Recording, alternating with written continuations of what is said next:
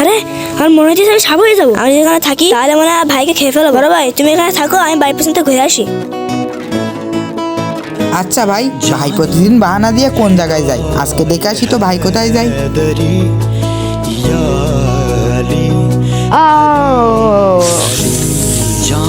আরে আমার ভাই তো সাপ হয়ে গেছে। সন্ধ্যাবেলা যে মানুষগুলো হারিয়ে যায় ওইগুলো মানে আমার ভাই খেয়ে ফেলাই।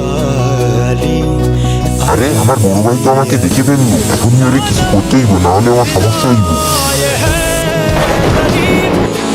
আরে দাঁড়াও। আরে ভাই আমার পিছনে সাপ সাপ। আচ্ছা এই নাও। হ্যাঁ এইটা আবার কি? আইতুল খুশি।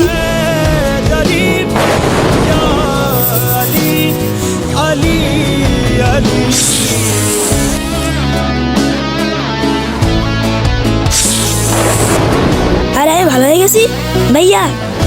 সাবস্ক্রাইব করতে ভুলবেন না।